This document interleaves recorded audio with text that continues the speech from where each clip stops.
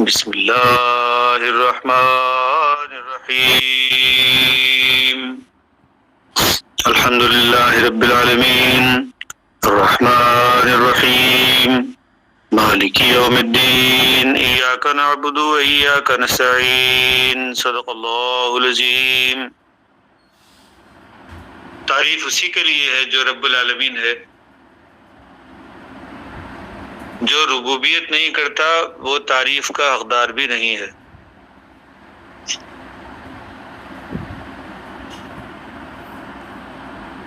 تعریف کے جو معیارات دنیا نے بنا رکھے ہیں، اگر غور کرو تو وہ سب معیارات جو ہے وہ جھوٹے ہیں۔ لوگوں نے اپنے دولت کو اپنی تعریف کا معیار بنا رکھا ہے۔ کچھ لوگ اپنی انا کو، اپنے آپ سے جو محبت کرتے ہیں، پیار کرتے ہیں، ان کو اپنے لیے تعریف کا معیار بنا رکھا ہے، وہ ان کا آئیڈیل ہے۔ یہ مختلف قسم کے آئیڈیلز ہیں۔ کسی کو شہرت پسند ہے، اس کے لیے وہی تعریف کا معیار ہے۔ کسی کو اقتدار پسند ہے، وہ اس کے لیے تعریف کا معیار ہے۔ تو مختلف انسانوں نے تعریف کے مختلف معیارات بنا رکھے ہیں۔ یہ دراصل بت ہیں جس کو انسان جو ہے وہ ہمیشہ پوچھتا رہتا ہے، ان پہ چڑھاوے چڑھاتا رہتا ہے۔ کون ہے جس کو وہ سب سے زیادہ اہمیت دیتا ہے؟ کون ہے جس کو وہ بہت زیادہ پسند کرتا ہے؟ کون ہے جس کو سینت سینت کر رکھتا ہے؟ تو انسان نے جو ہے وہ جھوٹے معیارات تعریفوں کے بنا رکھے ہیں، اور اس کے بعد پھر زبان سے یہ کہتا ہے الحمدللہ رب العالمین۔ تو زبان سے کہہ بھی دیا لا الہ تو کیا حاصل؟ دل و نگاہ مسلمان نہیں تو کچھ بھی نہیں، علامہ اقبال نے لکھا۔ تو انسان اپنے آپ کو دھوکہ دے رہا ہے۔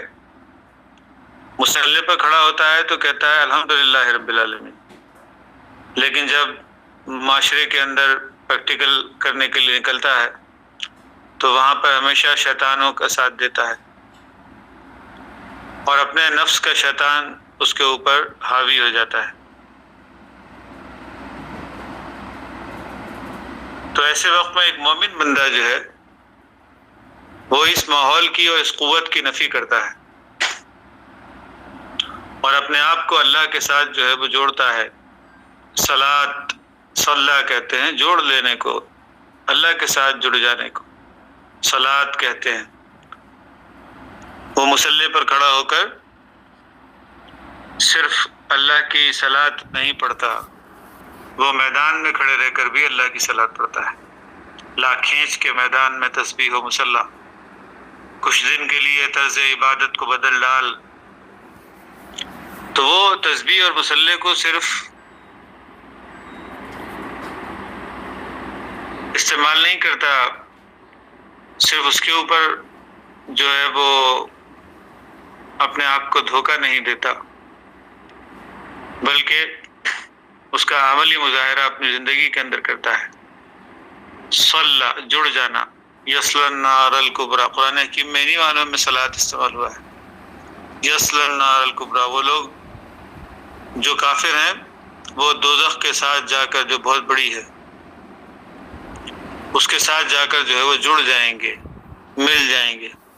تو صلاۃ اللہ سے ملاقات کو کہتے ہیں، صلاۃ اللہ کے ساتھ جڑ جانے کو کہتے ہیں۔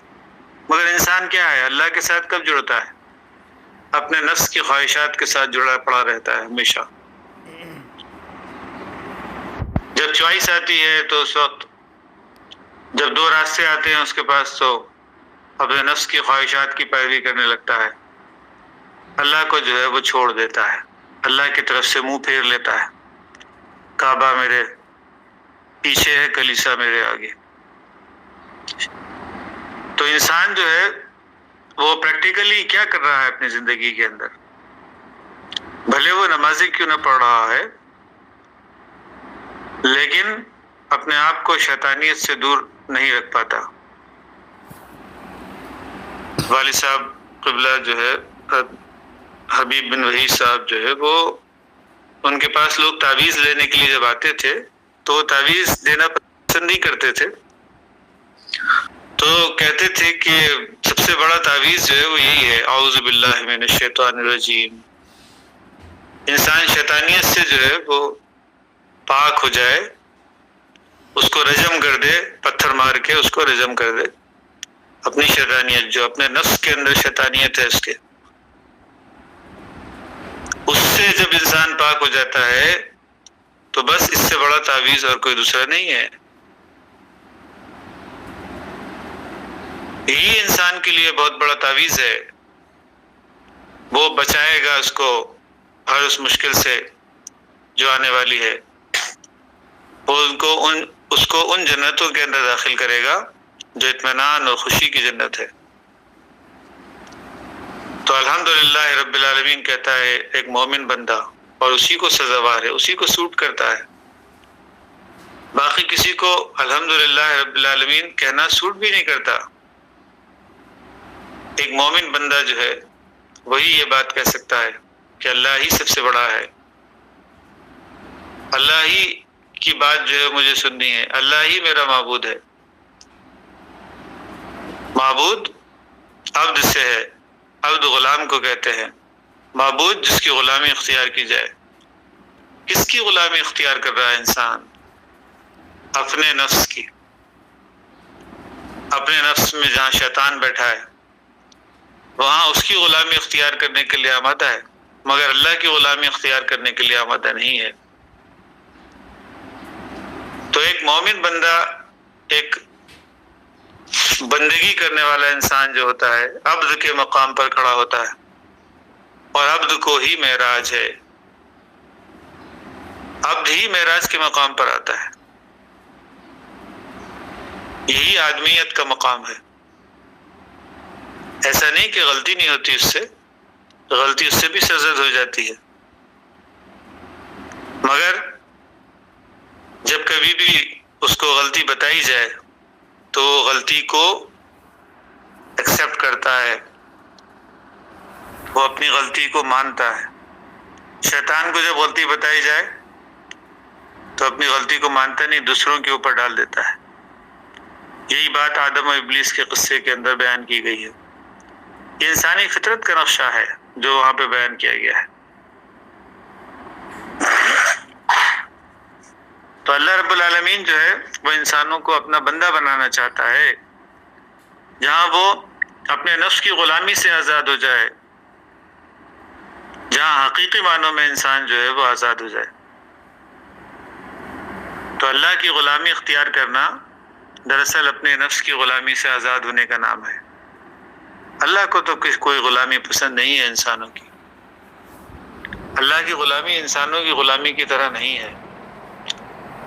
وہاں تو عبد اپنے معبود کے ساتھ جو ہے وہ اس درجہ جڑ جاتا ہے کہ طاقت نہ گویت بعد ازاں من دیگرم تو دیگری، جہاں انسان کا کہنا مشکل ہوتا ہے کہ تو ہے اور یہ میں ہوں، میں اور تو کا جھگڑا ہی مٹ جاتا ہے وہاں پر. رب العالمین کی غلامی، رب العالمین کی بندگی انسان کو معراج پر پہنچاتی ہے، اللہ سے ملاقات کراتی ہے. یہ کسی بادشاہ کی غلامی نہیں ہے جہاں پہ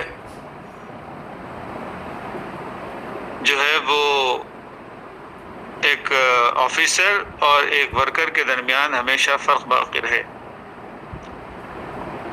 یہ کوئی انسانوں کی محبت نہیں ہے جہاں پہ ایک شوہر اور بیوی کے درمیان دوئی کا رشتہ پھر بھی باقی رہے.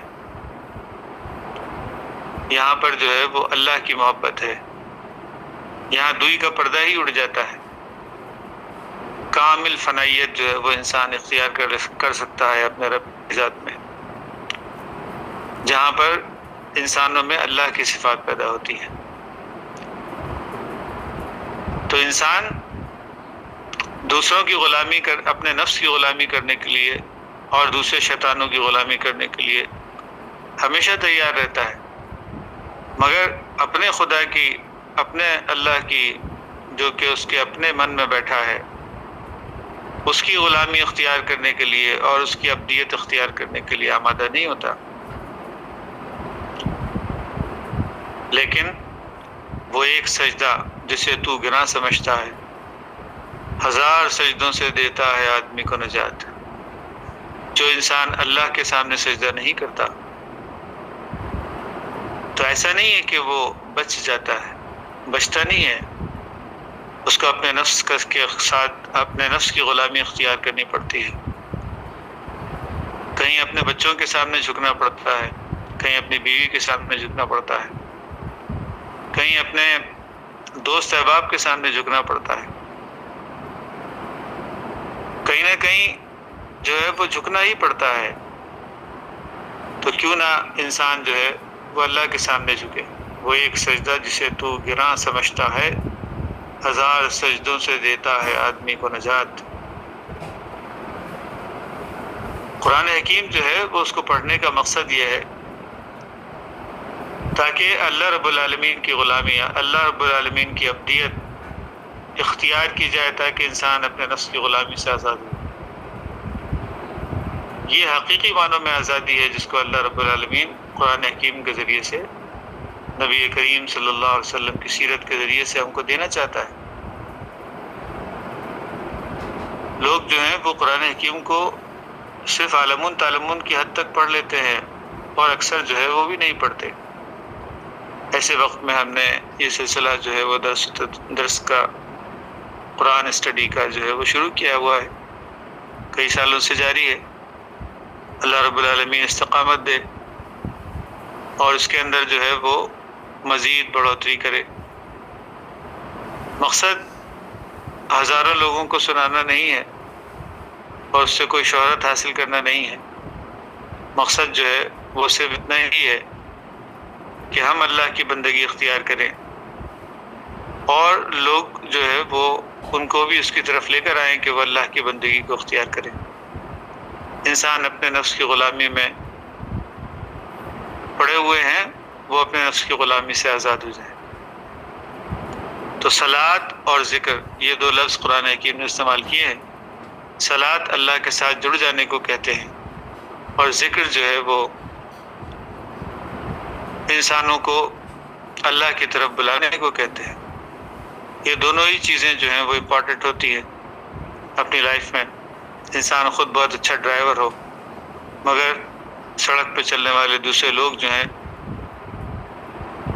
ان کو جو ہے وہ انہوں نے پیسے کھلا کر جو ہے وہ لائسنس حاصل کر لیا ہو، تو ہمیشہ جو ہے وہ آپ کو خطرہ رہے گا کہ کوئی اور دوسرا بھلے آپ کو آ کر نہ ٹھوک دے، بھلے آپ کتنے اچھے ڈرائیور کیوں نہ ہو۔ تو اللہ رب العالمین نے دونوں چیزیں ساتھ ساتھ رکھی ہیں کہ ان الصلاۃ تنہی عن الفحشاء والمنکر، انسان اپنے آپ کو درست کر لے، اپنے خدا کے ساتھ اپنا رشتہ جوڑ لے، صرف اتنا ہی کافی نہیں ہے۔ وَلَذِكْرُ اللَّهِ اکبر، مگر انسانوں کو جو ہے وہ اللہ کا پیغام پہنچانا، انسانوں کو اللہ کی طرف بلانا، یہ بھی اتنا ہی زیادہ ضروری ہے بلکہ اس سے بھی بڑھ کر ہے۔ تو قرآن حکیم کو جو ہے وہ ہم رینڈملی پڑھتے ہیں، جس طرح نبی کریم صلی اللہ علیہ وسلم اپنے درس میں صحابہ کرام کو پڑھاتے تھے۔ اس زمانے میں تو قرآن حکیم پورا نازل بھی نہیں ہوا تھا، ترتیب بھی نہیں ہوئی تھی۔ وہ طریقہ جو ہے وہ بعض اولیاء اللہ نے اس کو اڈاپٹ کیا، خاص طور پر اس دور میں حضرت مولانا صدیق دیندار صاحب رحمۃ اللہ علیہ نے اس کو جو ہے وہ اڈاپٹ کیا۔ جمعے ہر مغرب کی نماز کے بعد جو ہے وہ درس جو ہوتا تھا وہ اس میں قرآن حکیم کو کسی بھی جگہ سے کھولتے تھے۔ ہم بھی قرآن حکیم کو کسی بھی جگہ سے کھولتے ہیں، خدا کے ساتھ اپنا رشتہ جو ہے وہ جوڑتے ہوئے اس بات کی توقع رکھتے ہیں کہ جہاں کہیں سے بھی قرآن حکیم کھلے گا وہ ہدایت کا سامان ہمارے لیے ہوگا اور وہ انتہائی وہ ضروری چیز ہوگی جس کی کمی ہماری زندگی میں پائی جاتی ہے۔ اللہ رب العالمین جو ہے وہ ہم کو اس حقیقت کی طرف نشاندہی کرے گا ان قرآنی آیات میں جو ہماری لائف کے لیے انتہائی ضروری ہیں، جو ہماری لائف لائن ہے۔ تو علی بھائی سے گزارش کرتے ہیں کہ علی بھائی قرآن حکیم کی کسی آیت کی تلاوت کریں، اس کا ریفرنس ہم کو بھی بتائیں۔ جی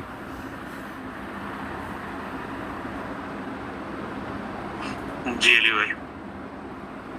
جی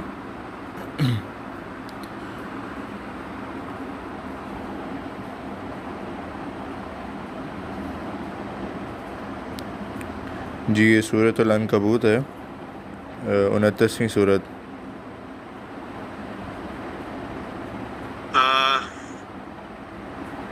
سورت نمبر کیا بتایا؟ سوری 29۔ 29 سورۃ العنکبوت چیپٹر 29۔ اس کی دوسری آیت۔ اس کی دوسری آیت۔ جی اوکے جناب، ورس نمبر 2۔ جی پڑھیے گا جناب۔ اعوذ باللہ من الشیطان الرجیم، بسم اللہ الرحمن الرحیم۔ احسب الناس ان يتركوا ان يقولوا آمنا وهم لا يفتنون۔ کیا لوگوں نے یہ گمان کر رکھا ہے کہ ان کے صرف اس دعوے پر کہ ہم ایمان لائے ہیں، ہم انہیں بغیر آزمائے ہوئے ہی چھوڑ دیں گے؟ جی سلسلہ روز و شب، نقش گرے حادثات، علامہ اقبال نے لکھا، مجھ کو پرکھتا ہے یہ، تجھ کو پرکھتا ہے یہ، سلسلہ روز و شب، سیرفی کائنات۔ یہ جو روز و شب کا سلسلہ رکھا ہے اللہ رب العالمین نے، یہ جو زندگی اس نے ہم کو دی ہے، یہ دراصل دی ہی اس وجہ سے ہے تاکہ ہم کو آزمائے۔ آزمائش جو ہے وہ انسان کے ہر قدم پہ موجود ہے، ہر قدم پہ دو راستے کھلے ہیں، ابھی کوئی بات میں نے کرنی ہے یا ابھی خاموش رہنا ہے۔ ایک ڈیسیشن ہے انسان کے پاس، ہمیشہ دو راستے کھلے ہیں اس کے پاس، ابھی مجھے یہ بات کہنی ہے اور یہ بات نہیں کہنی ہے، یہ اچھائی کی بات ہے یہ کہنی ہے، یہ برائی کی بات ہے یہ نہیں کہنی ہے۔ دو راستے ہمیشہ کھلے ہیں، ابھی مجھے صبح اٹھنا ہے یا ابھی سوتے رہنا ہے، دو راستے ہمیشہ کھلے ہیں۔ ابھی مجھے غصہ کرنا ہے اپنے نفس کے لیے اور یا پھر لوگوں کو معاف کرنا ہے، دو راستے ہمیشہ کھلے ہیں۔ ہم زندگی کے اندر، اپنے ایک دن کی زندگی کے اندر ایسے کروڑوں فیصلے، ایسے لاکھوں فیصلے جو ہے وہ کرتے ہیں اپنی ایک دن کی زندگی میں، صرف ایسے لاکھوں فیصلے کرتے ہیں۔ اور وہ انسان جو ہیں ان کے پاس دو راستے ہمیشہ کھلے ہوتے ہیں، چوائس ہوتی ہے۔ انسان جو ہے وہ مجبور محض نہیں ہے، انسان مجبور بنا کر نہیں پیدا کیا گیا ہے۔ ہاں ٹھیک ہے، اس کے اپنے اعمال کی وجہ سے کچھ جگہوں پہ وہ انسان تقدیر کا پابند ہو جاتا ہے، وہ بھی اس وجہ سے کیونکہ اس نے کچھ عمل ایسے کیے ہوئے ہیں، انسان لمٹ ہو جاتا ہے، اس وقت سوچنے سمجھنے سے معذور ہو جاتا ہے۔ اس کا کسب جو ہے وہ اس کے قلب کا زنگ بن جاتا ہے، برائی کا کسب، برائی کا عمل انسان کے دل و دماغ پر چھا جاتا ہے، اور اچھائی جو ہے اس کا کسب اگر انسان کرے تو پھر اچھائی اس کے قلب کے اوپر چھا جاتی ہے، اس کے اندر وسعت پیدا ہو جاتی ہے، ورنہ انسان تنگ ہو جاتا ہے، تقدیر کا پابند ہو جاتا ہے۔ لیکن انسان بنیادی طور پر تقدیر کا پابند بنا کر نہیں پیدا کیا گیا، تقدیر کے پابند جمادات و نباتات، مومن فقط احکام الہی کا ہے پابند۔ انسان جو ہے اس کے پاس دو راستے ہمیشہ کھلے ہوتے ہیں اور وہ اس کو چوائس کرتا ہے۔ احسب الناس ان یترکوا ان یقولوا آمنا وہم لا یفتنون، کیا لوگوں نے یہ گمان کر رکھا ہے کہ وہ صرف کہتے ہیں کہ ہم ایمان لائے، صرف دعویٰ کرتے ہیں اس بات کا کہ ہم ایمان لائے، ان یقولوا آمنا وہم لا یفتنون، ہم انہیں آزمائے بغیر ہی چھوڑ دیں گے، ایسا گمان کرتے ہیں لوگ۔ ایمان کی آزمائش جو ہے وہ تو لازمی ہوگی، قرآن حکیم میں جو ہے وہ آتا ہے کہ انبیاء جو ہے وہ آزمائشوں کے اندر ڈالے گئے، تو جب انبیاء آزمائشوں کے اندر ڈالے گئے تو ہم اور آپ کس گنتی کے اندر ہیں؟ کیا گمان کر رکھا ہے ہم نے؟ اکثر لوگوں کو یہ دعا کرتے سنا ہوگا آپ نے، کہتے ہیں یا اللہ ہم کو کسی آزمائش میں نہ ڈالنا، یا اللہ ہم کو کسی مشکل۔ ارے بھائی اللہ تو بیٹھا ہی اس لیے ہے تاکہ تم کو آزمائش میں تاکہ ہم کو آزمائش میں ڈالے، کیونکہ بغیر آزمائش میں ڈالے وہ ہم کو کچھ دینے والا نہیں ہے۔ اس نے جو اپنے رحمانی تقاضے سے دے دیا ہے، اس کے بعد پھر وہ ہم کو آزمائش میں ڈال کر ہمارا امتحان لازمی لینے والا ہے، ایسا تو ممکن ہی نہیں ہے۔ جب تک انسان آزمائش کی کٹھالی میں نہ ڈالا جائے، اس کے اندر سے کھوٹ کیسے الگ ہوگا؟ کھوٹ تو الگ ہونا ضروری ہے۔ اللہ تو پیورٹی چاہتا ہے، تو کیسے انسان سوچ لیتا ہے کہ وہ کبھی آزمائش میں نہیں ڈالا جائے گا؟ وَلَنَبْلُوَنَّكُمْ، لام تاکید نون ثقیلہ عربی زبان کا قاعدہ ہے جو مستقبل کے لیے خاص کرتا ہے کہ لازم ہے تمہیں اس سے گزرنا پڑے گا۔ وَلَنَبْلُوَنَّكُمْ بِشَيْءٍ مِّنَ الْخَوْفِ وَالْجُوعِ وَنَقْصٍ مِّنَ الْأَمْوَالِ وَالْأَنفُسِ وَالثَّمَرَاتِ، یہ 5 امتحانوں سے ہر انسان کو جو ہے وہ گزرنا پڑے گا۔ دیکھتے ہیں کون اس کے اندر کامیاب ہوتا ہے اور کون کامیاب نہیں ہوتا ہے۔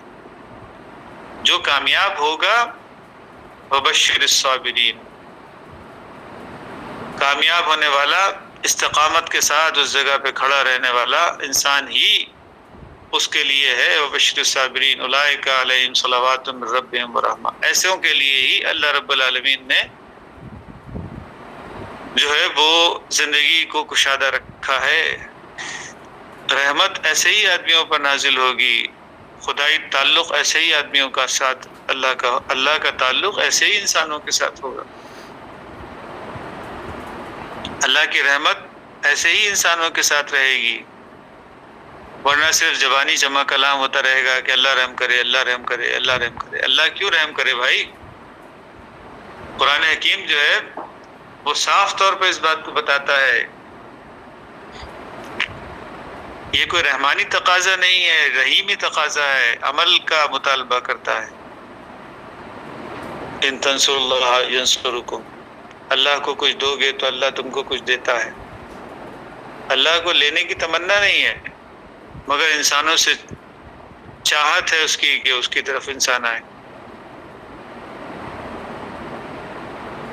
اطیعوا اللہ و اطیعوا الرسول لعلکم ترحمون، اللہ کی اطاعت کرو، اللہ کے رسول کی اطاعت کرو تاکہ تم پر رحم کیا جائے۔ اور انسان کیا ہے؟ ہر وقت بس اتنا ہی بولتے رہتے ہیں، اللہ رحم کرے، اللہ رحم کرے، اللہ رحم کرے۔ ارے بھائی کیوں رحم کرے اللہ؟ تم اللہ کی طرف آنا نہیں چاہتے، تم شیطان کی غلامی میں جو ہے وہ گرفتار رہنا چاہتے ہو، اور اس کے بعد اللہ سے رحم کی توقع رکھتے ہو۔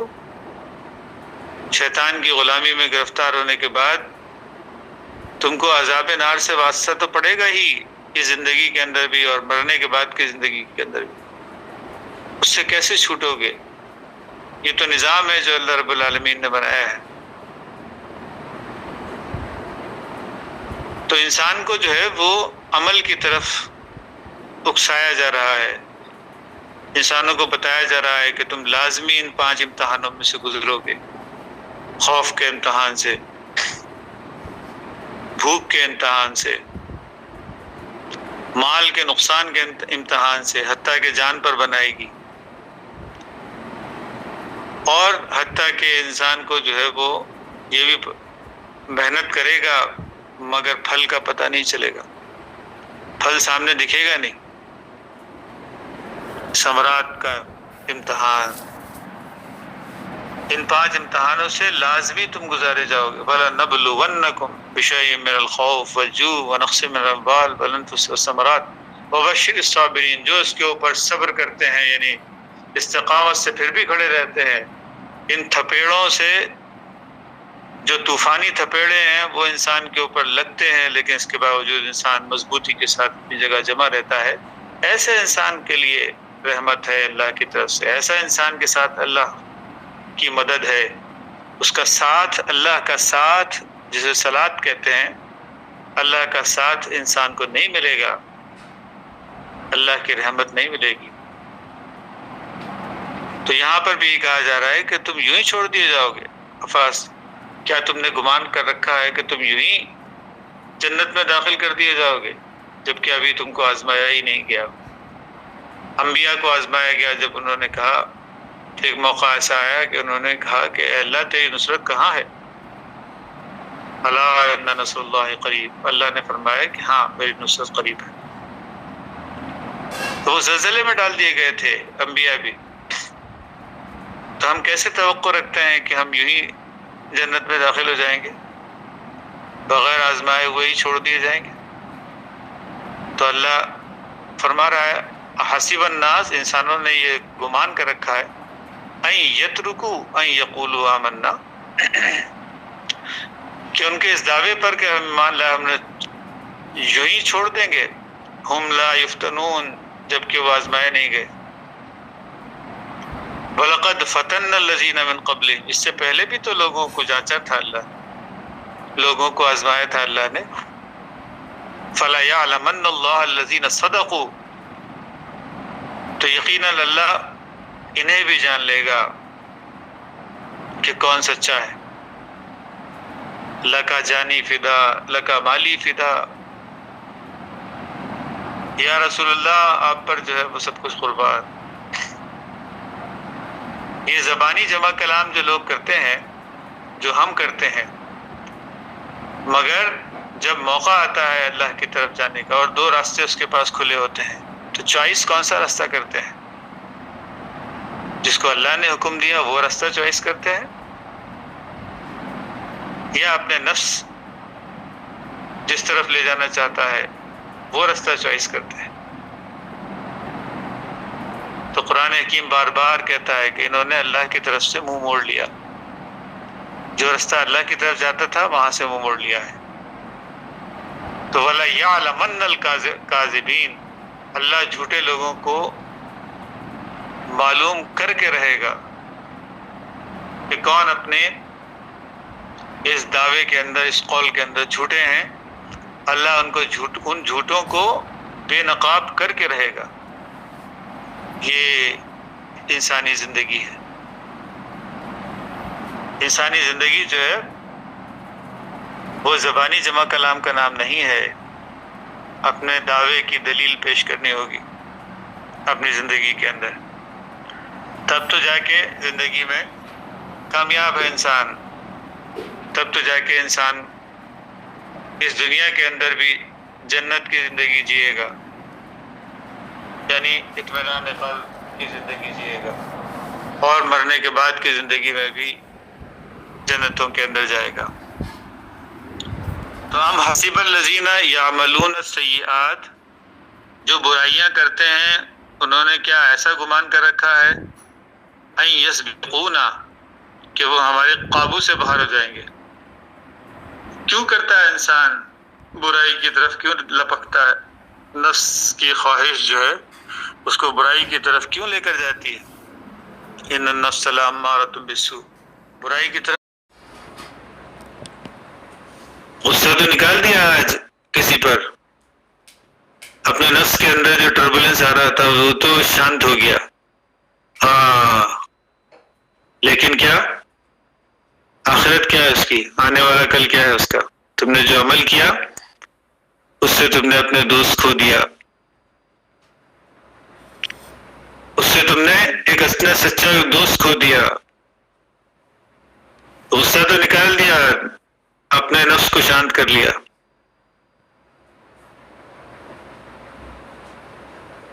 تو یہاں پر جو ہے وہ انسان کے پاس دو راستے جو چوائس ہوتی ہیں، یا تو برائی کا راستہ اپنا لو. تو انسان سمجھتا ہے کہ برائی کا راستہ اپنانے کے بعد بھی وہ بچ جائے گا. کیسے بچے گا؟ سسٹم اللہ نے ایسا بنایا. مکافات عمل ایک مستقل قانون ہے. من یعمل مثقال ذرۃ شرا یرا ومن یعمل مثقال ذرۃ خیرا یرا ومن یعمل مثقال ذرۃ شرا یرا. یرہو اپنی آنکھوں سے دیکھنے کو کہتے ہیں. اس دنیا کے اندر بھی انسان جو برائی کا عمل کرتا ہے اس دنیا میں بھی اس کو دیکھے گا. بال برابر یا مثقال برابر، رائی کے دانے کے برابر بھی کوئی نیکی کرے گا تو بھی اس کو اپنے آنکھوں کے سامنے دیکھے گا. مکافات عمل کا قانون اس کائنات کے اندر، اس دنیا کے اندر، ہماری موجودہ زندگی کے اندر نافذ ہے. آج جو کچھ کرو گے کل اس کا بدلہ پاؤ گے. کوئی برائی کا عمل کرو گے تو برائی کا بدلہ پاؤ گے. تو انسان جو ہے وہ یہ سمجھتا ہے کہ شاید اللہ کا قانون جو ہے وہ غفلت اختیار کر لے گا، غافل ہو جائے گا شاید، مگر ایسا نہیں ہوتا. از مکافات عمل غافل مشو. مکافات عمل کا قانون کبھی غافل نہیں ہوتا، وہ ہر وقت جاگ رہا ہے. ذرہ برابر بھی انسان نیکی کرتا ہے تو وہ اس کی آنکھوں کے سامنے لائی جائے گی. ذرہ برابر بھی کوئی انسان جو برائی کرتا ہے وہ بھی اس کی آنکھوں کے سامنے لائی جائے گی، اس زندگی کے اندر بھی اور اس کے بعد مرنے کے بعد کی زندگی کے اندر بھی.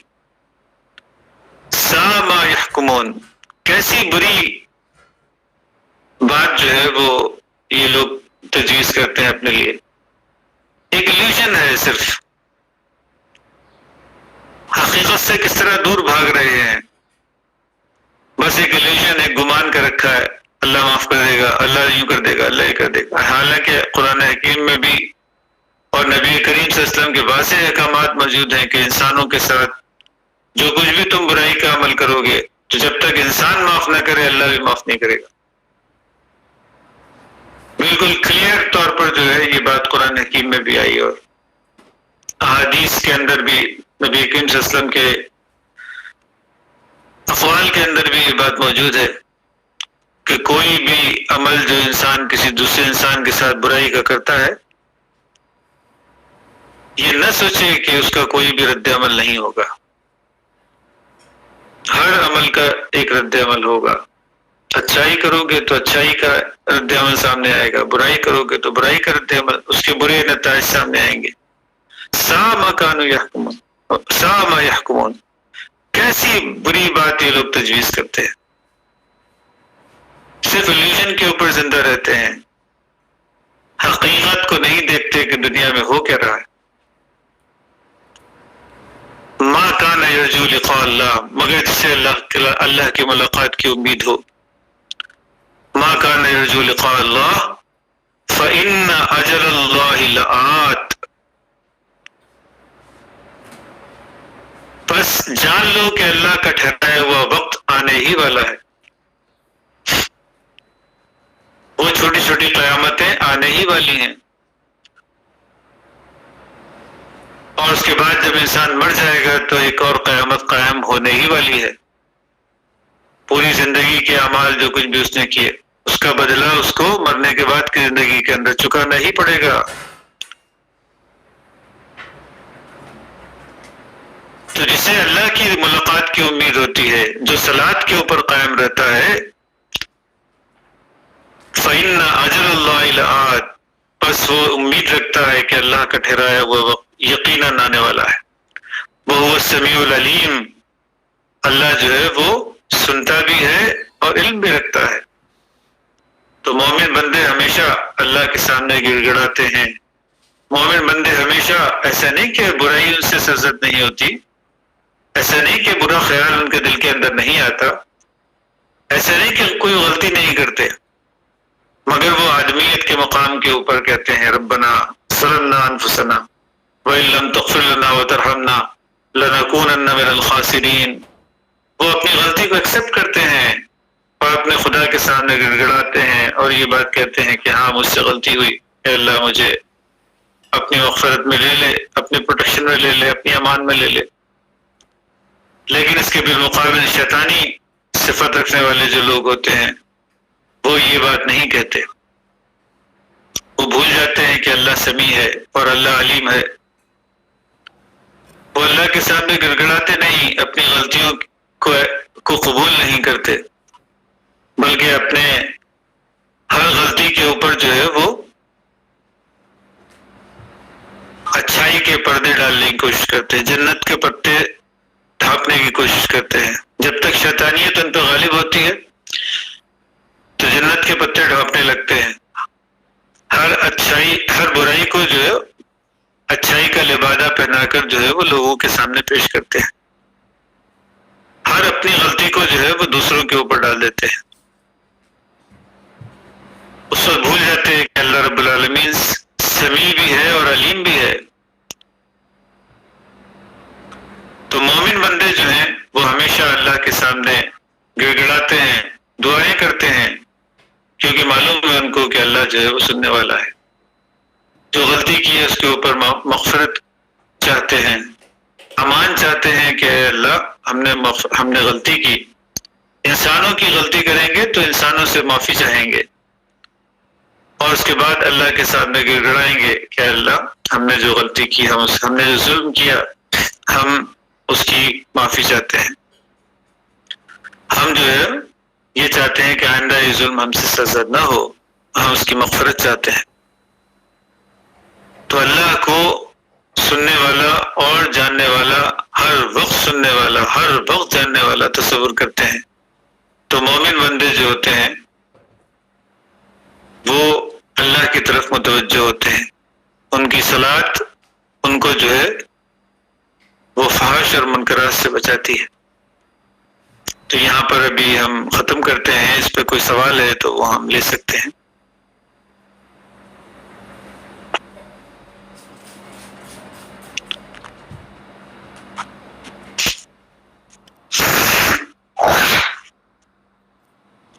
چلیے جی، کوئی سوال نہیں ہے تو ہم یہ سیشن ختم کرتے ہیں۔ بارک اللہ لنا ولکم فی القرآن العظیم ونفعنا وإياكم بالآیات والذکر الحکیم انه تعالی جواد ملک بر رؤوف رحیم ورب حلیم۔